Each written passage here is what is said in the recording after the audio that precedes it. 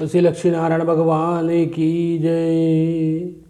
श्रीमन्नारायण नारायण नारायण श्रीमन्नारायण नारायण नारायण श्रीमन्नारायण नारायण नारायण श्रीमन्नारायण नारायण नारायण श्रीमन्नारायण नारायण नारायण लक्ष्मी नारायण नारायण नारायण लक्ष्मी नारायण नारायण नारायण।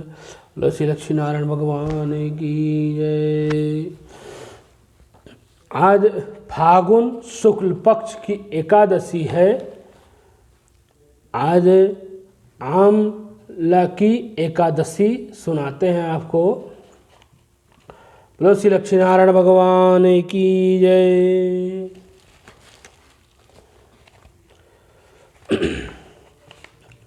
मंधात बोले कि हे वशिष्ठ जी, यदि आपकी मुझ पर कृपा है तो किसी ऐसी व्रत की कथा कहिए जिससे मेरा कल्याण हो, जिससे मेरा कल्याण हो। महर्षि वशिष्ठ जी बोले, हे राजन, सब व्रतों से उत्तम और अत्यंत अंत में मोक्ष देने वाला आमला की एकादशी के व्रत का मैं वर्णन करता हूँ। यह एकादशी फागुन मास के शुक्ल पक्ष में होती है। इस व्रत के करने से सब मनुष्य समस्त पापों से नष्ट हो जाते हैं। इस व्रत का फल एक एकादशी गोदान के एक फल के बराबर होता है। और अब मैं आपसे एकादशी पौराणिक कथा कहता हूँ, जिनका कहता हूँ ध्यानपूर्वक सुने। अगर ये आंवला एकादशी का व्रत कोई भी व्यक्ति करता है तो उसको 1000 गौदान के फल के बराबर होता है। अगर कोई ये आंवला एकादशी का व्रत करता है तो, और बार बार करता है तो कितना भगवान उसकी कृपा करते हैं। वो तो भगवान करे, अच्छी बात है सबके लिए, सबको भगवान के लिए अच्छी बात करना चाहिए। और एकादशी का व्रत हमारे मानने में तो सबको एकादशी का व्रत रखना चाहिए। एकादशी का व्रत रखने से भगवान घर में सुख शांति समृद्धि देते हैं और पितरों का भी शांत होता है। पितृ, अगर आप एकादशी का व्रत करते हैं तो आपके पितृ भी शांत रहते हैं। बोलो श्री लक्ष्मी नारायण भगवान की जय। एक वैदिक नाम का एक नगर था जिसमें ब्राह्मण, क्षत्रिय और वैश्य और शूद्र चारों वर्ण आनंद सहित रहते थे। उस नगर में सदैव वेद ध्वनि गूंजा करती थी। मतलब वेद मंत्रों से, जैसे रामायण हुआ, सुंदरकांड हुआ और शिव पुराण हुआ, श्रीमद् भागवत कथा हुई, ये सब चलता रहता था। और हवन इत्यादि वो सब भी चलते रहते थे। तथा पाप, दुराचारी और नास्तिक जो लोग थे उस नगर में कोई नहीं था। ऐसे लोग जैसे जो पापी होते हैं या दुराचारी, दुराकर्मी, दूसरे के धन, दूसरे की स्त्री, किसी दूसरे को गलत भावना से देखने से, या नास्तिक लोग जो पूजा पाठ नहीं करते थे, ऐसे लोग उस नगर में नहीं रहते थे। कोई भी ऐसा व्यक्ति नहीं था। उस नगर में चैत्ररथ नामक का एक चंद्रवंशी राजा राज्य करता था। वह अत्यंत विद्वान तथा धार्मिक था। उस नगर में कोई व्यक्ति दरिद्र व कंजूस भी नहीं था। मतलब उस नगर में कोई भी व्यक्ति दरिद्र भी नहीं था और कोई कंजूस भी नहीं था। तब सभी नगरवासियों से विष्णु भक्त से थे और एक एकादशी का व्रत किया।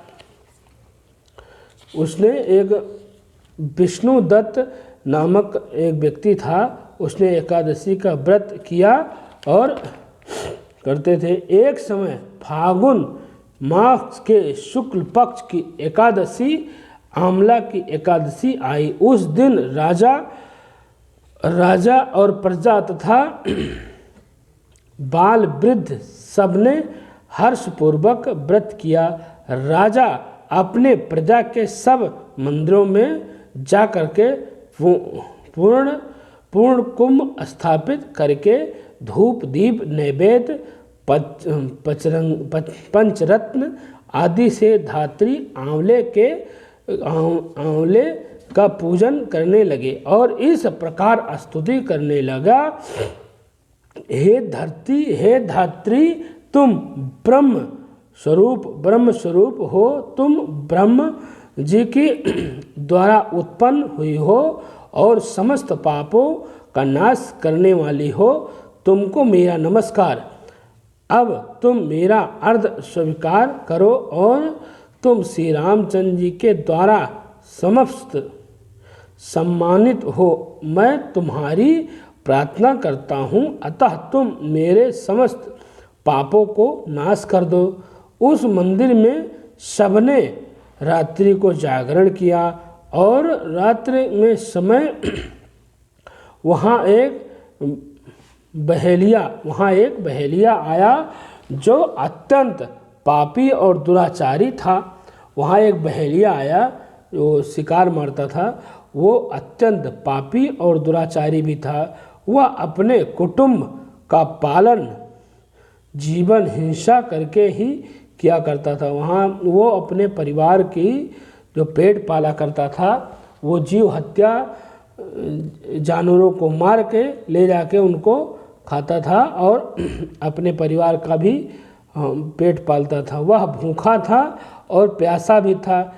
ये अत्यंत व्याकुल था वह कि बहेलिया इस जगह जागरण हो रहा है, तो वहाँ देखने के लिए मंदिर के एक कोने में बैठ गया और वह विष्णु भगवान का तथा एकादशी महत्व में की कथा सुनने लगा। इस प्रकार अन्य मनुष्यों की भक्ति उसने अपने भी देखी। सारी रात जागरण करते समय बीत गए, मतलब वहाँ सारी रात वो जागरण भी सुनता रहा एक कोने बैठ के, और जो भगत लोग थे वो सारी रात जागरण किए और वहाँ बैठे बैठे पूरी रात बीत गई उसको। प्रातःकाल होते ही वह सब लोग अपने अपने घर को चले गए। तब वह बहेलिया भी अपने घर चला गया। घर जा कर के उसने भोजन किया। कुछ समय बीतने के पश्चात उस बहेलिया की मृत्यु हो गई। मगर उस आमला की एकादशी के व्रत तथा जागरण से उसने राजा विद्ररथ के घर जन्म लिया और उसका नाम वासुरथ रखा गया। युवा होने पर वह चतुरंगी सेना सहित तथा धन धान्य से युक्त होकर के 10,000 ग्रामों का पालन करने लगा। वह तेज से सूर्य के समान, कांति में चंद्रमा के समान, वीरता में भगवान विष्णु के समान और क्षमा में पृथ्वी के समान वह अत्यंत धार्मिक सत्यवादी कर्मवीर था। वह विष्णु भक्त तथा वह प्रजा का सम्मान भाव से पालन करता था, दान देता और उसका नित्य का कर्तव्य था कि एक दिन राजा शिकार खेलने के लिए गया। देव योग से वह मार्ग भूल गया। वो भगवान की कृपा से वो रास्ता भूल गया। वो शिकार करने गया था तो वो रास्ता भूल गया। अब जब वो रास्ता भूल गया तो वह दिशा ज्ञान न रहने के कारण उसे वन में ही एक वृक्ष के नीचे सो गया। थोड़ी देर बाद पहाड़ी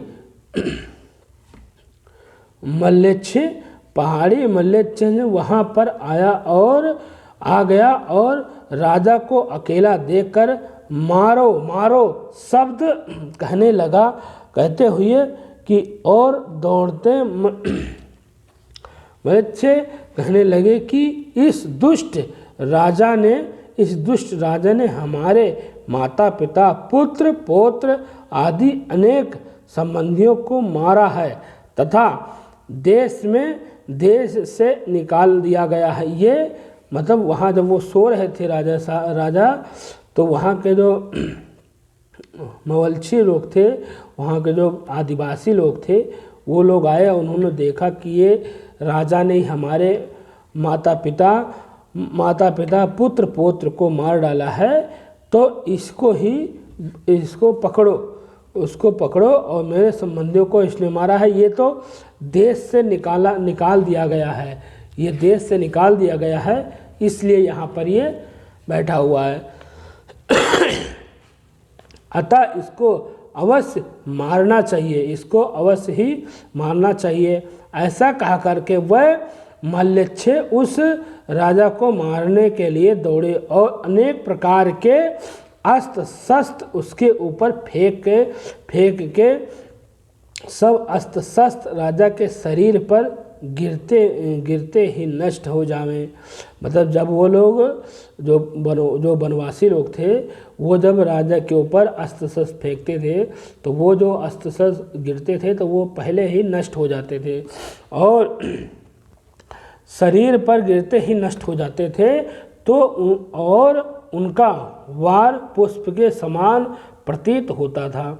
मतलब जो वो लोग कुछ मारते थे तो वो पुष्प फूल के समान गिरता था, प्रतीत होता था। उस वन के मल्ल चच्छौने के अस्त्र शस्त्र उल्टा उन्हीं पर प्रहार करने लगे, इससे वह मूर्छित होकर के गिरने लगे।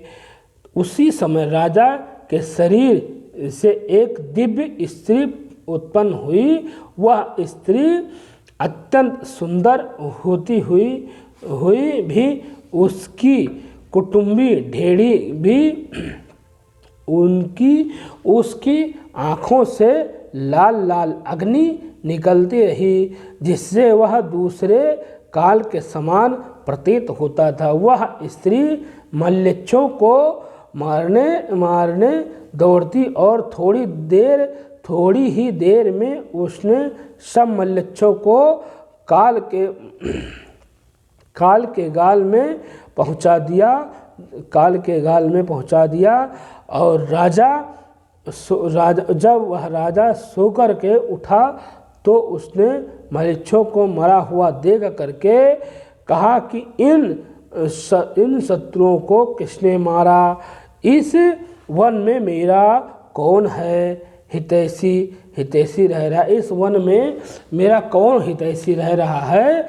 जो उसने ऐसे विचार करके कहने लगा। फिर आकाशवाणी हुई, हे राजा, इस संसार में विष्णु भगवान के अतिरिक्त कोई ऐसा सहायता नहीं कर सकता है तुम्हारा।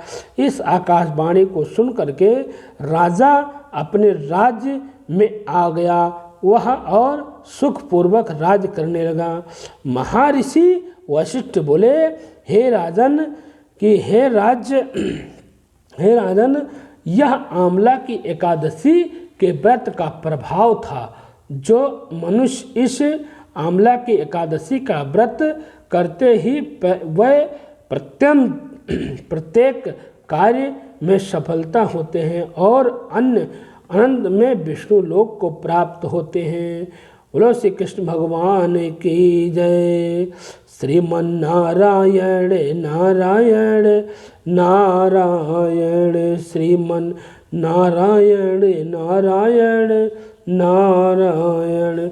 इसमें आंवलों का सागर लेना चाहिए और आंवले से बने पदार्थ एवं दूध, आलू, फल आदि ले सकते हैं।